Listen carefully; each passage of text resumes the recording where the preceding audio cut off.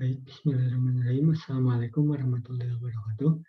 Perkenalkan, nama saya Arifas Muhammad Sukma dengan NIM 3411201154 dari kelas D.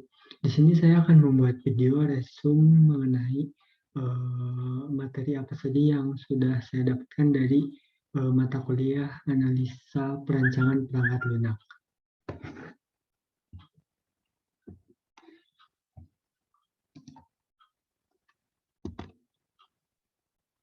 Yang pertama untuk perangkat lunak atau yang bisa kita disebut dengan software merupakan kumpulan beberapa perintah yang dieksekusi oleh mesin komputer dalam menjalankan pekerjaannya. Perangkat lunak ini merupakan catatan bagi mesin komputer untuk menyimpan perintah maupun dokumen serta arsip lainnya. Jadi software atau perangkat itu sebuah aplikasi yang di dalamnya itu bisa untuk memuat beberapa kegiatan yang bisa menunjang kegiatan manusia gitu. Contohnya seperti untuk membuat data-data supaya tersusun secara rapih dan untuk semacam transaksi secara online. Contohnya seperti itu. Kemudian untuk pembangunan perangkat lunak itu terbagi menjadi 4 bagian. Yang pertama itu ada perancangan atau planning, kemudian ada pembangunan atau developing, kemudian ada evaluasi atau evaluating, kemudian ada evolusi evaluating. Untuk yang pertama itu ada planning. Planning itu di mana kita merencanakan software yang akan kita buat itu seperti apa, apakah requirement seperti ini, seperti itu. Kemudian yang kedua ada pembangunan atau deploying, di mana setelah kita rancang sebuah softwarenya sedemikian rupa, kita itu deploying atau mengimplementasikan apa yang kita rancang itu dibuat di deploy. Kemudian yang ketiga ada evaluasi. Setelah kita membangun sebuah software tersebut, kita akan evaluasi apakah sudah sesuai dengan apa yang kita rancang atau tidak. Terus kemudian yang keempat ada evolusi, di mana evolusi itu kalau di software itu disebutnya itu kayak update software itu. Misalkan ada versi software versi pertama, ada versi pertama titik 1, titik 2, dan titik lainnya, dan seperti itu. Jadi kayak ada penambahan fitur atau penambahan-nambahan yang lainnya di dalam software ini. Kemudian selanjutnya ada Object Oriented Component and Principle, di mana itu ada dari BOT 2007. Yang pertama itu ada abstraction, aspek yang memberikan pandangan menyeluruh dari sistem di mana mengesampingkan detail, makin ke atas makin tinggi tingkat abstraknya. Enkapsulasi authorization component, menyembunyikan detail implementasi untuk setiap objeknya.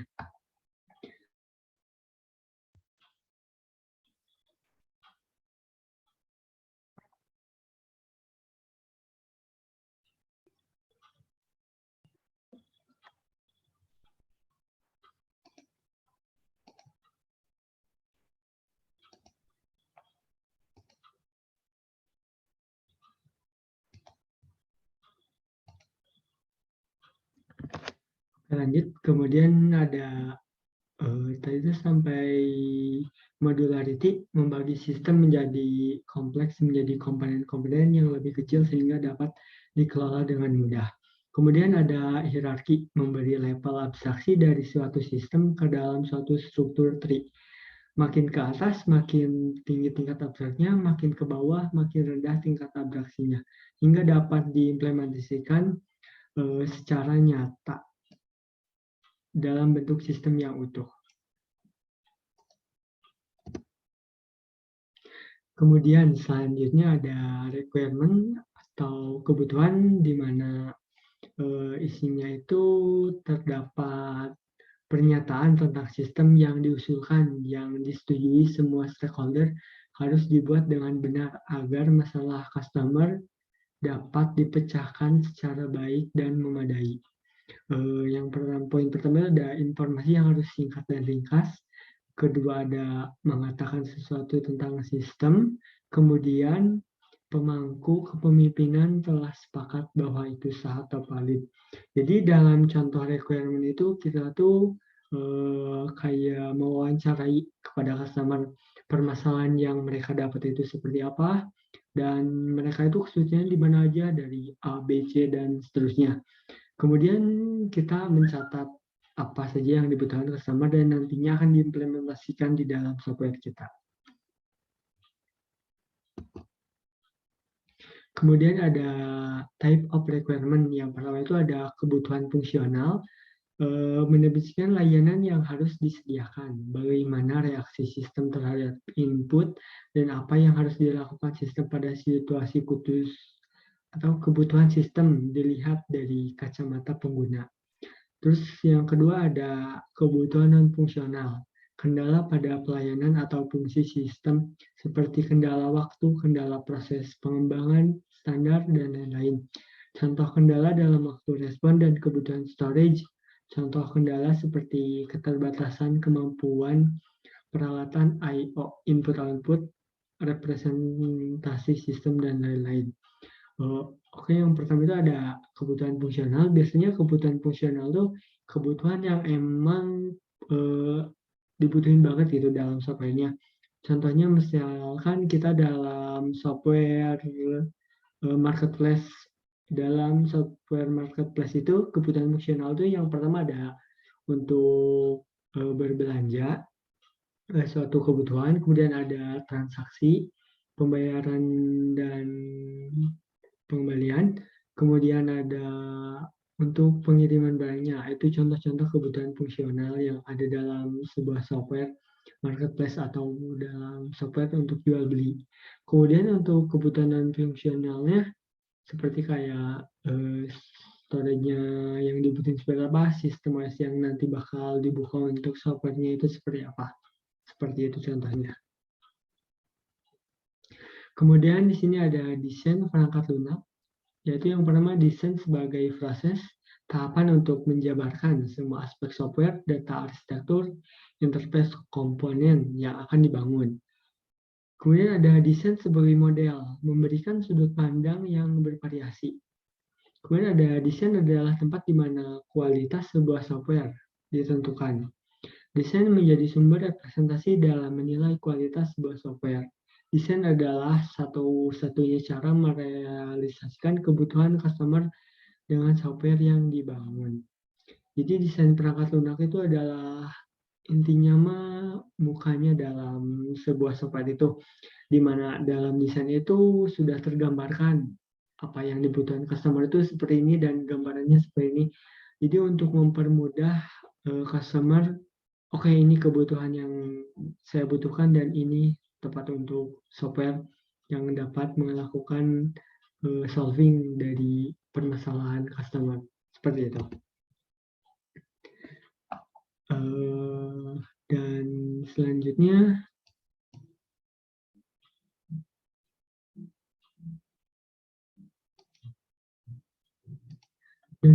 di sini ada use case diagram. Use case diagram ini tuh adalah bahasa untuk capturing knowledge tentang suatu subjek untuk expressing knowledge terhadap subjek tersebut untuk tujuan komunikasi. Merupakan bahasa untuk memodelkan sistem pada area rekayasa perangkat lunak. Di sini tuh ada contoh use case diagram. Jadi use case diagram itu adalah interaksi antar sebuah aktor, di mana dalam contoh di sini ada bank ATM dengan ada 3 aktor. Yang pertama ada customer, ATM technical, dan juga bank. Kemudian di sini ada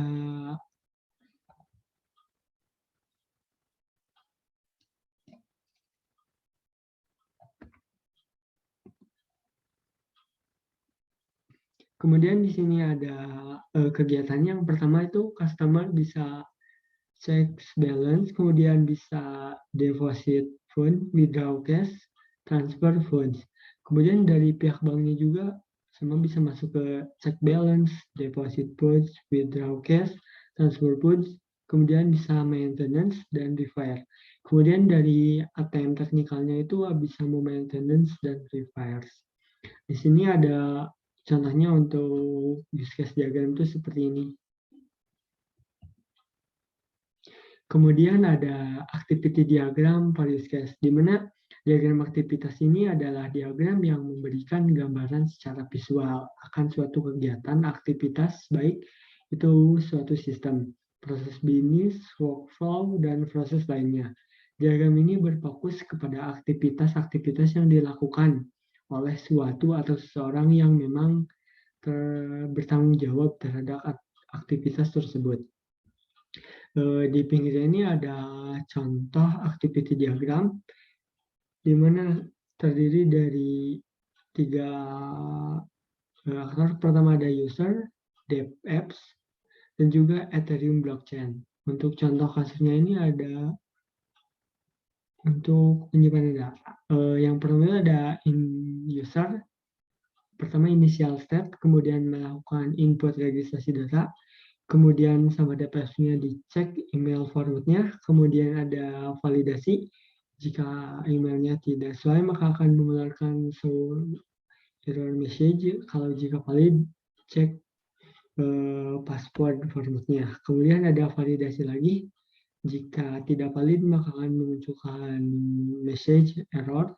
Tetapi jika benar, is data already exit. Kemudian masuk lagi ke validasi lagi, yes, jika ya, maka masuk ke message show error, tapi jika no, masuk ke store data. Dan terakhir ada untuk keluarannya, akhiran dari activity diagram tersebut. Kemudian selanjutnya ada kelas diagram. Kelas diagram adalah sebuah spesifikasi yang jika diinstansiasi akan menghasilkan sebuah objek dan merupakan inti dari pengembangan dan desain berorientasi objek.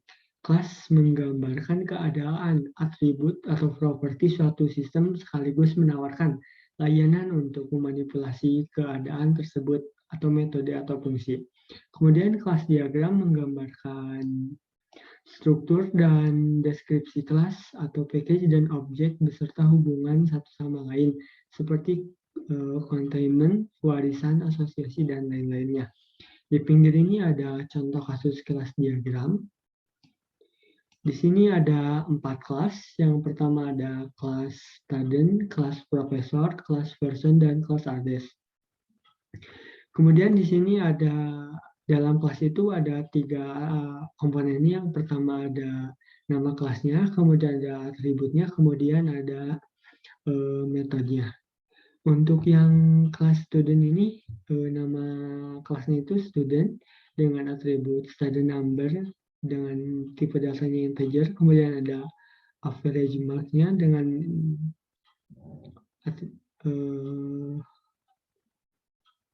ininya integer. Kemudian ada metodenya, is eligible to enroll string boolean. Jadi student itu bisa nge-enroll dengan boolean, tipe data boolean true atau false. Kemudian ada profesor, di sini ada atributnya, ada salary dengan tipe data integer dan start number integer, years of service integer, dan number of classes integer. Kemudian itu masuk ke atas ada class version, di mana di version itu ada atribut name, string, phone number string, dan email address string. Kemudian di sini ada metodenya forecast working fast. Kemudian di sini masuk lagi ke kelas selanjutnya ada address, di mana ada atribut yang pertama ada street string, city string, state string, postage code integer, dan country string. Dengan ada 2 metode. Yang pertama ada validasi dengan tipe data boolean true atau false, kemudian ada output as label dengan tipe data string. Jadi dalam sebuah kelas diagram itu menggambarkan suatu interaksi dari kelas ke kelas lain. Contohnya di sini itu ada kelas person. Kelas person itu bisa ada dua, ada yang sebagai student, ada yang sebagai profesor. Nah, di sini itu person bisa kebagi menjadi dua, namun person itu untuk alamat address-nya itu hanya satu. Jadi misalkan si person-nya itu profesor, address-nya itu tetap itu cuma satu. Karena dia itu satu orang, satu address, tapi bisa jadi ada dua profesi di antara student atau profesor. Kemudian selanjutnya ada sequence diagram. Sequence diagram menggambarkan skenario berdasarkan urutan waktu. Satu use case akan menjadi satu sequence diagram. Sequence diagram terdiri dari dimensi horizontal objek-objek dan dimensi vertikal atau waktu. Dapat digunakan untuk melihat kolaborasi dari objek atau komponen yang saling berinteraksi pada sistem. Sequence diagram dapat menjelaskan sistem secara keseluruhan atau menjelaskan skenario use case. Di pinggir ini ada contoh kasus sequence diagram mahasiswa untuk melakukan login ke dalam dashboard. Di sini pertama ada mahasiswa, kemudian dia itu isi ID password ke setnya user login. Kemudian dari login masuk ke sistem dengan ID password yang sama. Kemudian ketika di database, dan datanya dicek apakah password yang diisikan benar atau salah. Divalidasilah di database, kemudian dikirimlah kiriman atau feedback dari tadi inputannya.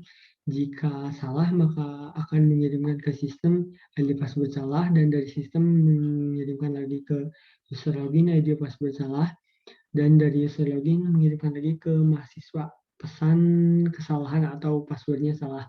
Tetapi jika benar dari database, maka akan masuk ke dashboard, dan di dashboard akan menampilkan dashboard ke database, dari database ke sistem sama menampilkan dashboard, dari sistem ke user login juga sama menampilkan dashboard. Kemudian dari user login itu mahasiswa jadi dapat melihat tampilan dashboardnya. Kemudian di sini ada selanjutnya ada state diagram, di mana diagram state ini adalah diagram untuk menggambarkan behavior, yaitu perubahan state di suatu kelas berdasarkan event dan message yang dikirimkan dan diterima oleh kelas tersebut. Setiap diagram state hanya dibolehkan memiliki suatu start state, initial state, dan boleh memiliki satu atau lebih dari suatu stop state atau final state. Di pinggir ini ada contoh kasus state diagram. Pertama itu ada inisialisasi, kemudian masuk lagi ke state login dialog, exit atau submit login info, kemudian divalidasi apakah benar atau salah untuk loginannya. Kemudian jika di sini loginnya correct atau salah, maka akan dikirim lagi ke halaman login. Tetapi jika passwordnya expire, maka akan subject ke field ke bawah. Student profile, kemudian ada di state student profile, kemudian test masuk ke state test assignment of window, kemudian finish masuk ke test result window, kemudian jika oke masuk ke student profile, kemudian edit data di user details. Jika passwordnya kan sudah expire, maka akan dimasukkan lagi ke step user details untuk melihat passwordnya lagi, atau mengubah passwordnya supaya menjadi tidak expired. Kemudian dikirim lagi ke student profile, maka akan dikirim lagi dan akan terus alur flow-nya seperti itu, dan nanti diakhiri dengan final step atau selesai untuk step-nya.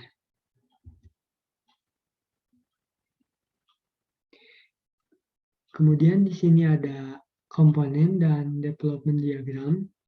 Diagram komponen ini digunakan untuk memodelkan aspek fisik suatu sistem. Aspek fisik ini berupa modul-modul yang berisi kode baik library maupun executable, file atau dokumen yang ada di dalam Node. Aspek fisik inilah yang dikatakan komponen dalam UML. Umumnya komponen yang terbentuk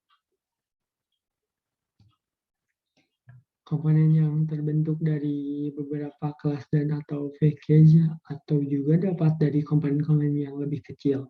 Komponen dapat berupa tabel, file data, file Excel, dynamic library, dokumen, dan lain-lainnya.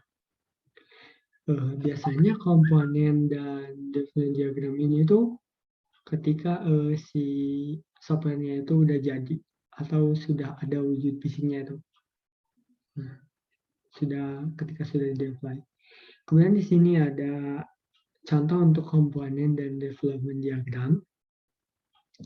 Yang pertama itu adalah ada node client workstation atau PC-nya atau device yang digunakannya untuk membuka sebuah software.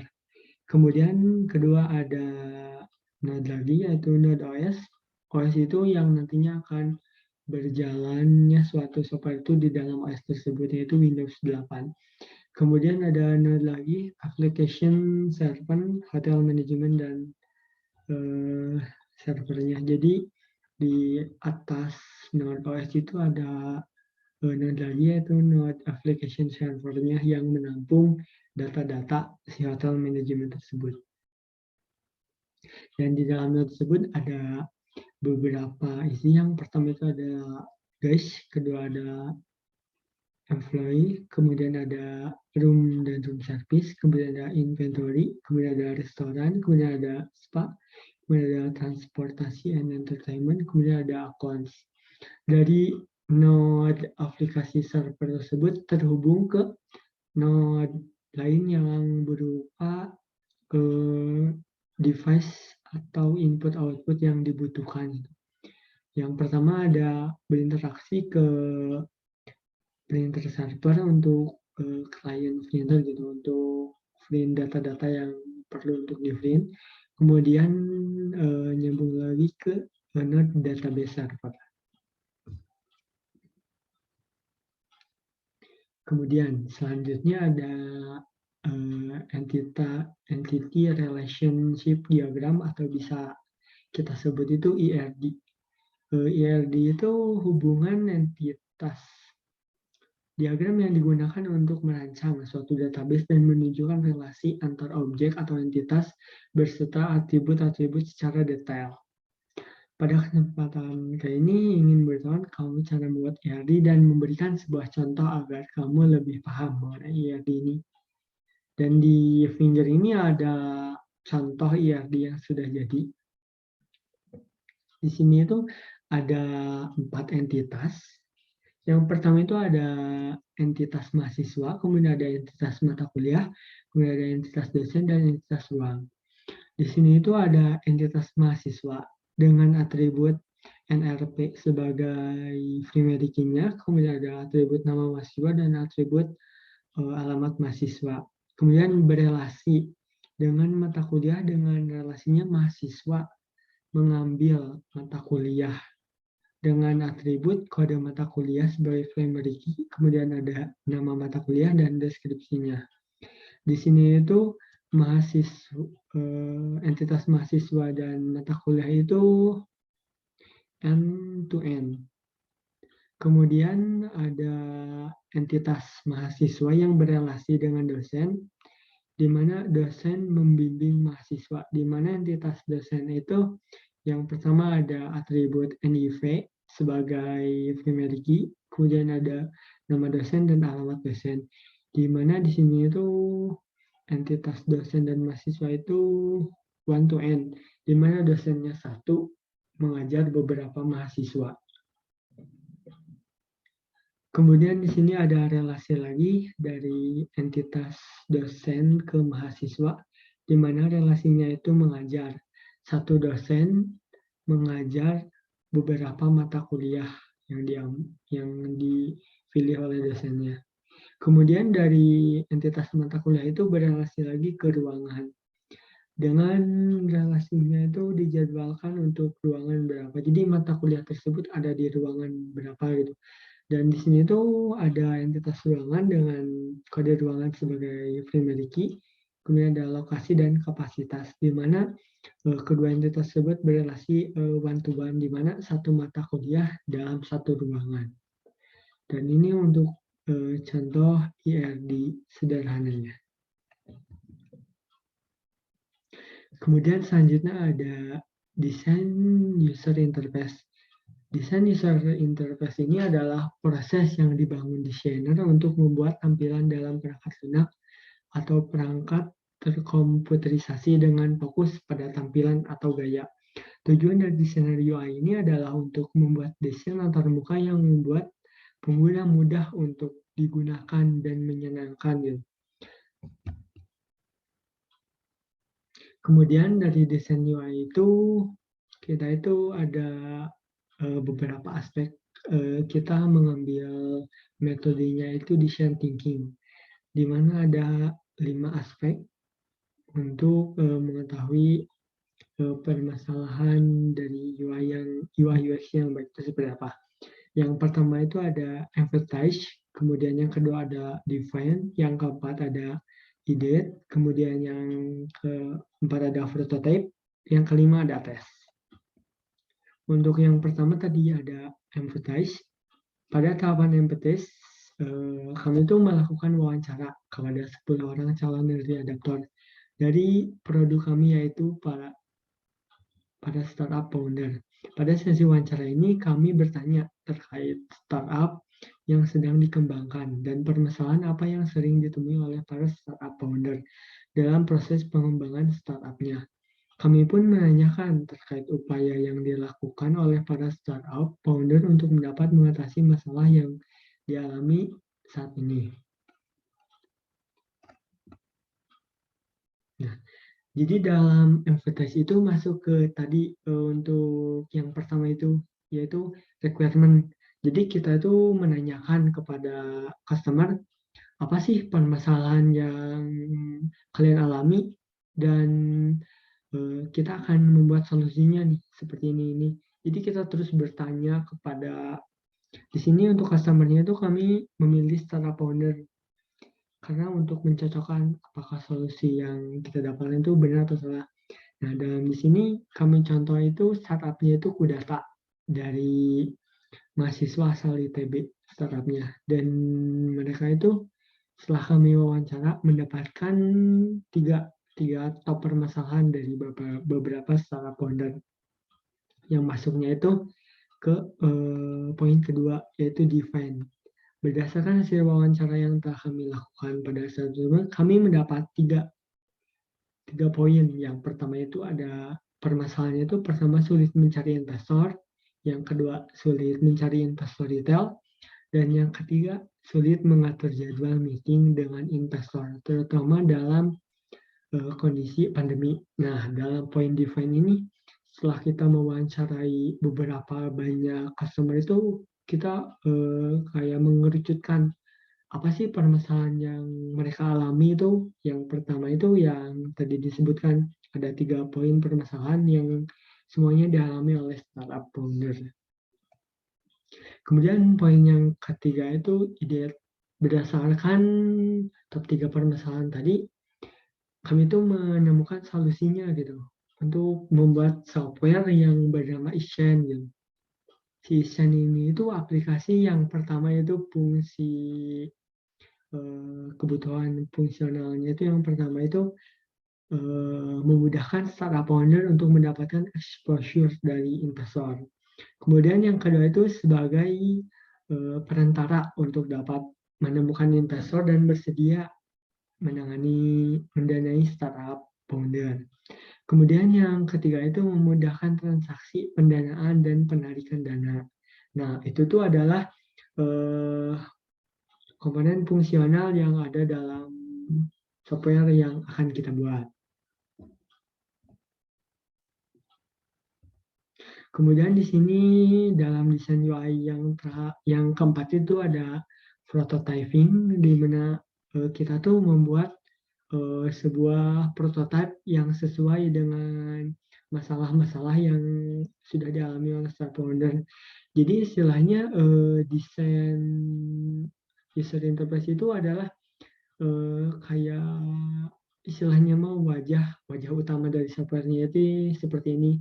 Jadi di belakangnya ada logik-logik untuk permasalahannya. Nah, tampilannya itu untuk mempercantik supaya si customer itu enak menggunakan software-nya itu jadi tidak kaku dan tidak sembarangan. Dan di sini saya kebetulan, sudah mengambil atau menempuh mata kuliah interaksi manusia dan komputer. Jadi di sini saya menggunakan Figma untuk membuat, UI-nya itu. Dan di sini saya akan coba mendemokan sedikit tentang UI yang saya sudah buat.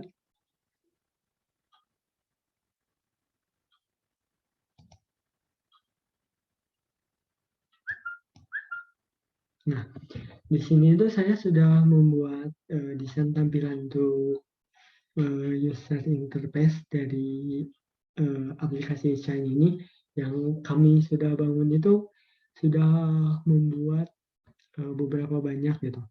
Dan di sini aspek-aspek dari, desain UI-nya tuh dipakai.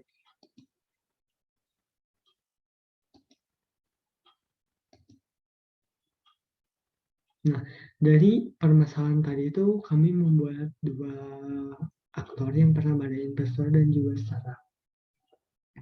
Kemudian di sini tadi kan kita menanyainya itu dari customer itu sebagai startup dan kita akan melihat, startup-nya gitu, Robin sebagai startup.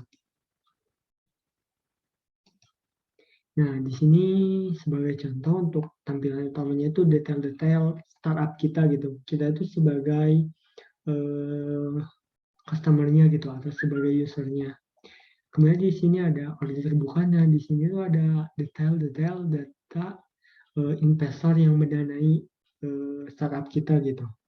Kemudian di sini ada portofolio.